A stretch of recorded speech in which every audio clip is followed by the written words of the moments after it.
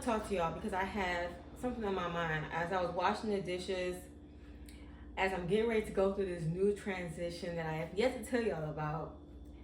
One thing that's been on my mind is the fact that I share a lot about personal development, mental health, the importance of figuring out different tactics and different skills to calm your anxieties, to calm your worries, to build your self-confidence. I talk about self-love. I talk about how to have a beautiful and trusting relationship with yourself. Lately, I've been sharing a lot of my skin routines and things that make you look good on the outside. Something that I've been discovering about myself is I operate out of survival mode in terms of finances. Over the last year or maybe year and a half, I started to unpack that. Why do I feel like I need to take what's given immediately, the first option? Why don't I want to invest in something that may be more expensive than the cheaper route? Like, what is it that makes me go for that? I don't have all the answers, but I have unpacked a lot. And what I would like to talk about is, and something that I feel like I may begin to document, is the fact that I'm feeling myself exiting the survival mode. And I'm so proud and so excited about this. So that's why I said I think I want to start documenting this. I'm getting ready to move, and my furniture, my pots and pans, everything was bought in survival mode. This is my first couch set. When I moved to DC, I bought the love seat. I didn't have a couch. I bought the love seat, and I had an air mattress that turned into a bed set I bought from Facebook Marketplace. I didn't have much furniture because it was a studio, and my mindset was much different there. I knew that it was a stepping stone. I think of things as stepping stones, and I'm like, I'm not there yet. But I guess now maybe I'm just further along my journey to the fact that I am there now. The mindset of, oh, I'm not worried about that because I'm not where I want to be yet. I'm still not where I want to be, but I also need to stop being in that mindset and being in survival mode, because I won't ever get to where I want to go.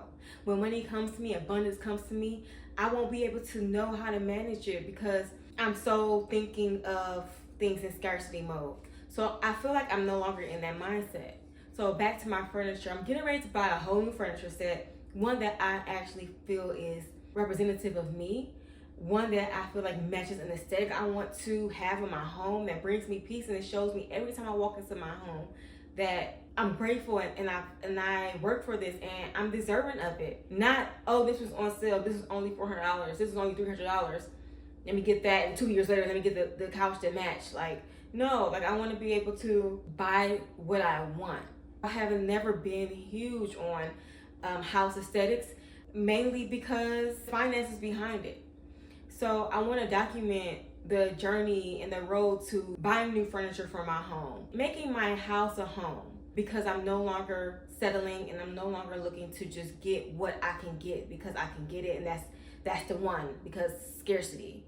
Also, when it comes to my cookware, that's a part of the reason why I don't vlog as much as I could vlog, which I love vlogging, and I also always talk to you guys about don't try to do something perfect. So even with the pots and pans I'm not confident in, even with my couches that I'm not like super proud of, I still record content because I know that this isn't the end all be all, and I know that when you do something perfectly, then it's too late, right? I have that understanding and that belief.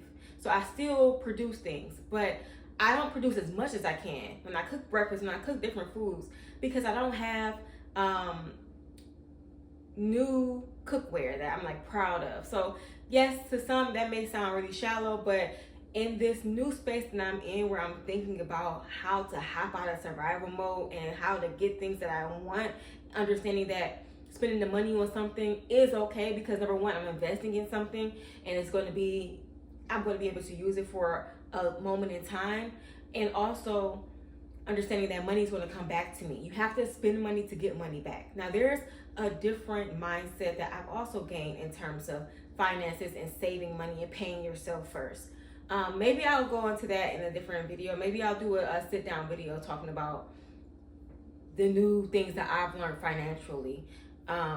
But that is a part of the reason why I don't vlog as much. I don't have a lot of aesthetically cute images, because I'm like, my things aren't where I want it to be at. But I'm hopping out of that mindset. I'm going to get the things that I want, not the things that I can afford. And I say that because I probably can always afford the things that I want. I just have always been in this mindset of that's not important right now.